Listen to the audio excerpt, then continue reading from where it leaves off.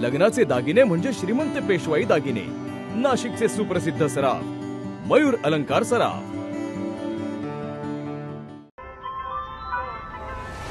ताज्या बातम्यांसाठी नाशिक न्यूजच्या YouTube चॅनलला सबस्क्राइब करा आणि बेल आयकॉनला प्रेस करा।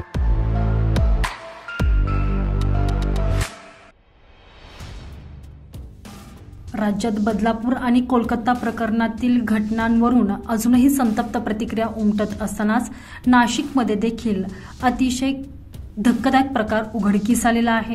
सरकारी कार्यालयात सेवानिवृत्त मुख्याध्यापकानं कर्मचारी महिलेवर अतिप्रसंग केलेला आहे।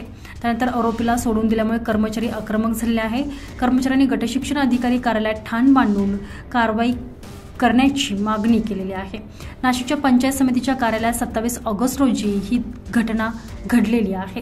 सकाळी 11 ते 12च्या दरम्यान पीडित दिव्यांग महिला कर्मचारी ही नाशिक पंचायत समितीच्या कार्यालयात कर्तव्यावर होती। त्यावेळी कार्यालयातील एक निवृत्त मुख्याध्यापक त्यांच्या कामासाठी कार्यालयात आले।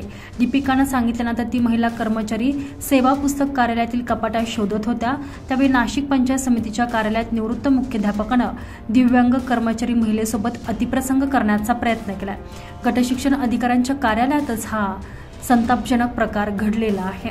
कार्यालयातील कपाटाच्या आड दिव्यांग महिलेच्या हतबलतेचा फायदा घेत त्या निवृत्त मुख्याध्यापकानं तिचा विनयभंग केलेला आहे।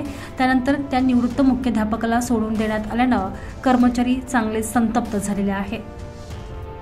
कर्मचारी आक्रमक झाल्यानं पंचायत समितीत पोलीस बंदोबस्त तैनात करण्यात आलेला आहे। कर्मचाऱ्यांनी गटशिक्षण अधिकारी कार्यालयात ठाण मांडून कारवाईची मागणी केलेली आहे।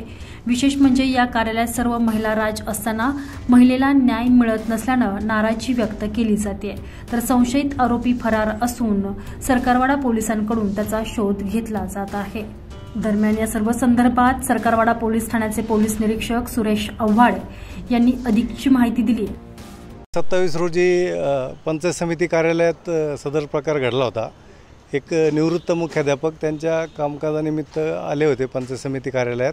त्यांनी काही कागदपत्रांची मागणी केली आणि ती कागदपत्र तेथील महिला कर्मचारी ज्या परिचर्या पदावर आहेत त्या शोधत असताना त्या निवृत्त मुख्याध्यापकाने ते विनयभंग होईल असे कृत्य केले।